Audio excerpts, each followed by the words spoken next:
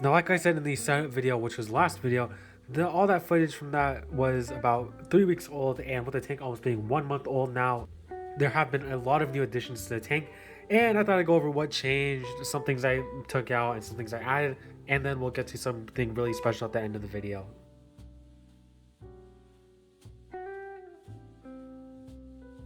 So I think the first thing we should start off is I did remove the frosted background, and unfortunately, I think when I set it up, I didn't give it enough time to dry, and what I mean by that is the back still had some excess water in it, so it wasn't completely tight, and oxygen kept getting in, so it created some air bubbles, which I had to kind of just spray and then squeegee every single day, until one day it just got too much, and then the thing actually fell off, so unfortunately, I had to throw it away, but I will try another frosted background on here, because if I throw in a comparison shot of what it looks like with the frosted background and then with, I'm pretty sure everyone can agree that looks way better with the frosted background, so I'll definitely have to try that again. And then another thing I changed is the light. So I was actually using a 48-inch Aqueon OptiBright Plus, which was on my 55-gallon tank, but I moved it over here as a substitute because the old clip-on light from the 5-gallon tank wouldn't actually fit on here, because the UNS glass is a lot thicker than I thought it would be, which is a good thing because you want some really reliable material, especially if you have a tank made. But that light did serve its purpose, and it actually grew some of the macros really well, but I ended up replacing it with a Night Crew classic LED, but this is actually the generation 2, so this is a little different than what everyone knows as the best budget planted light, I'm pretty sure. I've never had a Night Crew myself, but when it came time to get a new light that would actually fit the dimensions, because the tank itself is actually 24 inches long, and then we have a light that's double the length of that, so this is the 18-inch version, and then I'm just using the legs on it to kind of accommodate the rest of the tank. But the difference this light has than the other version of the classic LEDs is that it is 50% brighter, and it's actually got a controller that I can show over here. Sorry if this is such an awkward position, but it's got the white controller, the blue controller, and this is a timer, and then I'm not sure what the N means again, but basically I can control how much white light there is. Like, I'm pressing the white button right now, that just decreases all the whites, and then we go back to normal, and then I can just increase or decrease the blues. See, it's getting a lot more, yep, yellowish.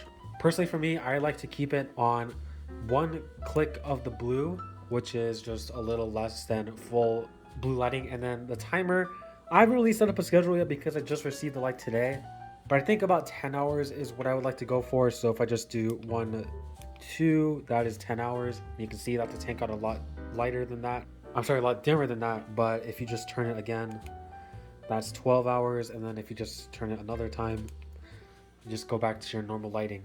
What I actually meant to say is that I like to keep it on 1 click of the blue and then 1 click of the white, so it's kind of like an even thing, but it gives the tank a very natural color, I feel like, and I'm really excited to see what the Gen 2 of the Night Crews can actually do for the macros in this tank.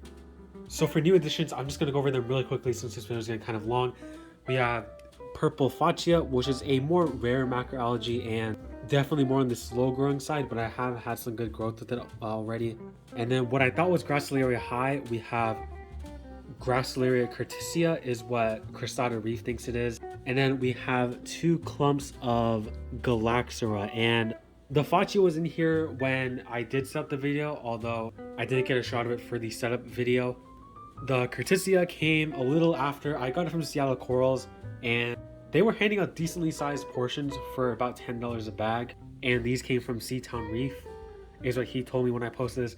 And then the Galaxera is a newer addition that came from last week, and all the species in here are doing really well so far. Once I get more macros going, I will do a tips video on how to set up a macroalgae display tank, but so far the key is to just slowly add them at a time. You don't want to add them all at once because that can cause a nutrient imbalance, and I'll talk about that in that video. But before I move on to the fish, I just want to say that the macros in here are about to get extremely awesome. Since if you didn't know, I live in the Pacific Northwest. I specifically live near Seattle, and we have some awesome macroalgae keepers up here.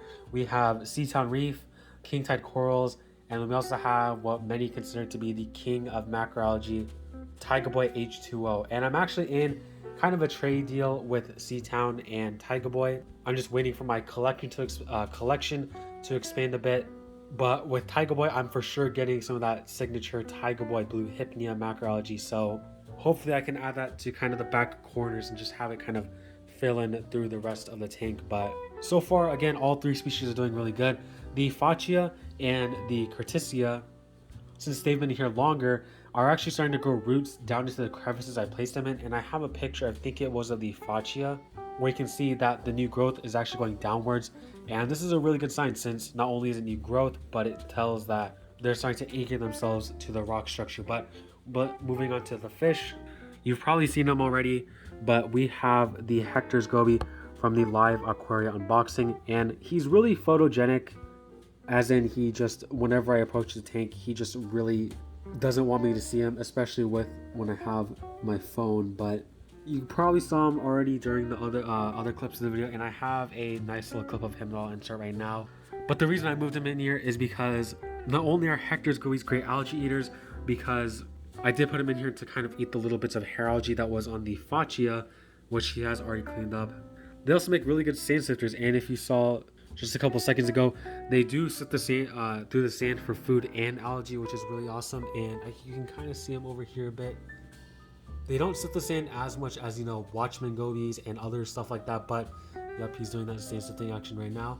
They do go after algae, so not only are they cleaning your sand, but they're also getting rid of the algae on there. So he might be a permanent addition to this tank, although I might move him back to the frag tank since I am upgrading that tank as well. But for now, he's definitely staying in here to help clean up with the little bits and stuff. But that's really all for fish. Moving on to the inverts. This weekend, I ended up picking up 2 inverts I've been wanting for a super long time, but either I just don't have the right setup or they were too expensive for my taste. So due to Seattle Corals having a algae killer sale, I ended up picking up a skunk cleaner shrimp, which you can see this is where he set up his little kind of shop, and a sand sifting tiger conch in the back. And I don't have the best clips of them right now, but I do have some pretty neat b-roll I'll insert. But the skunk cleaner, while it doesn't really go after algae, it is a really great cleanup crew member, as it'll go after little bits and pieces of food that the Hector's goby doesn't. And all in all, the skunk cleaner is probably one of the most iconic aquarium inhabitants for saltwater. You can see right now he's just going after kind of these little bits on the rock and whatnot. And then the tiger sand sifting conch is probably one of the most weird but unique invertebrates that you can have for an aquarium. As you can see, that little tube right there that's kind of sifting and looking through the sand for a little food is actually its mouth. And I have a really neat clip of it up close with the macro lens, but you can see that it has these really pronounced eyes that kind of looked up, and you can see it's making its way on the move. But these guys are really good for nano tanks, since compared to the fighting conchs, which is also another very well-known species of conch, these guys stay on the smaller side. About 3 to 4 inches is the max range you'll see them at. But you can see that he's made his way kind of around the tank with the little algae clumps and whatnot on the sand. And while they don't go after algae, I have the Hector's goby to go after the little bits that come up. And I also have 10 Astrea snails that I also got with the Galaxera in here. I actually ended up getting 14 of them from Gulf Coast Ecosystems, which is again aka live-plants.com. But I ended up throwing the other 4 into the frag tank, since you know that algae problem is still there quite a bit. But together, the sand sifting conch, the Astreas, and the Hectors have all made this tank a lot cleaner than it was before, for sure. And this is kind of just a front tank shot now of what the 60 looks like now. Definitely going to be evolving, but right now I'm pretty happy with where it is. Actually, with the Galaxia, you can see that little part sticking up right there is actually new growth, which is really awesome. But for the next month and a half or so, I will be just letting this tank grow out a lot more. You know, having the macros grow out a bit, and then having everything, you know, just stabilize for, again, the next month and a half or so. And I'll get into why in a little bit. But you probably won't see any new additions into this tank, macroalgae wise, invert wise, or fish wise. I might add another species of macro in here if I do see something at like an LFS, but for the most part, this is just how you see it for the next month and a half until June, because I have some extremely special fish coming in for this tank, which is what I actually designed this rockscape out of. You can see it's like a little more on the low laying side because it doesn't reach. It's actually a little less than half the height of the tank, and then we have a lot of little caves and crevices because I specifically again designed the escape for the fish that are coming, and I'll actually get into a little bit of that right now. So around June, I think that's the time frame we have set since shipping prices should go down a bit.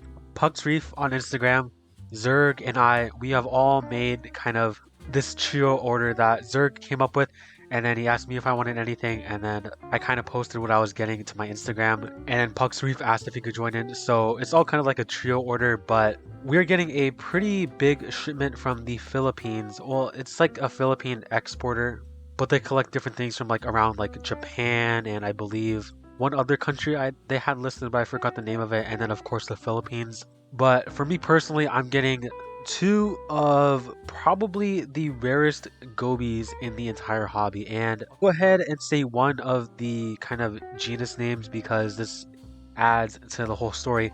I'm getting a extremely rare Trimagoby species, and then the other species, I don't have an exact scientific name on it because they only have the common name listed, and then for the scientific name, it's just like blank SP. So I don't even know what the exact species I'm getting is, but from the common name, while it is, I guess, one of the most seen ones, it's still extremely rare to find, even in Asia where they originate from. But I should be getting about 8 to 12 fish depending on how many I end up choosing and how much they have in stock. So that's hopefully going to be, I think, 8 or 10 of the trimas and then 3 to 4 of the other species. So I'm looking about at possibly 12 to 14 fish. But as soon as Zerg and I kind of were brewing up what we are deciding to get, I automatically knew that I wanted these fish to be the focal point of the UNS 60U. Well, the inverts are pretty cool, which also the shipment, I should be getting maybe 1 or 2 of these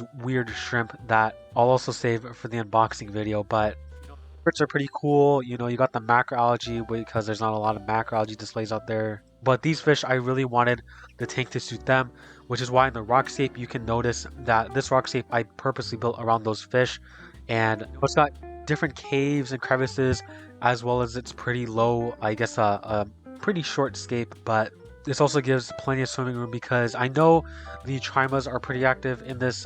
This specific species of trima is pretty active.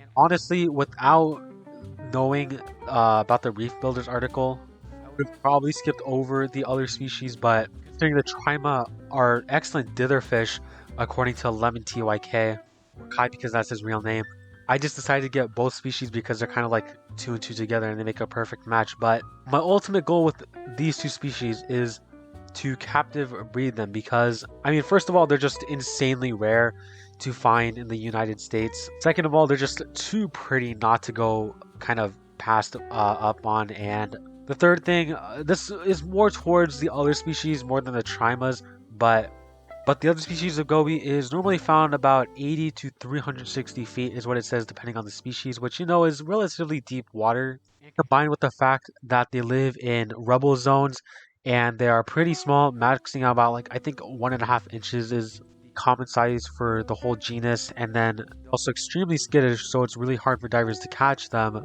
They're just really hard to find, and even the exporter, the Philippine exporter we're ordering from, they only get about 3 to 4 at a time, and hopefully I luck out and they have maybe like 5 to 6, so I can get like 4 of them and then we can just kind of share the other 2. But for the Trima species, I did get some tips from Biota, thankfully, because I believe they're the only company or group of people who have successfully bred some of the Trima gobies for sale and stuff. But I did get some tips from them, especially for the larval stage, which is really important, and feeding because there's just not a lot of information on Trimagoby breathing. There are some kind of courtship dances which I've seen videos of which are going to be really helpful, but I want to give a big thank you to Biota because if this works out in the end, because trimas are relatively easy to spawn because they don't have that big of a lifespan. It's just the part about raising up, the eggs and the fry and stuff like that. So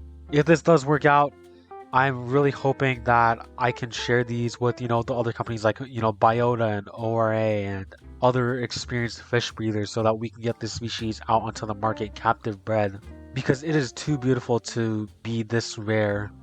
The other species, however, I'm going to have to try my own techniques, so that's going to be quite the challenge, but I will be able to document the whole process, and hopefully, if everything works out, then we can use like my footage and our findings to help, capture these to a commercial level. But that's just one of the sneak peeks I have for this summer.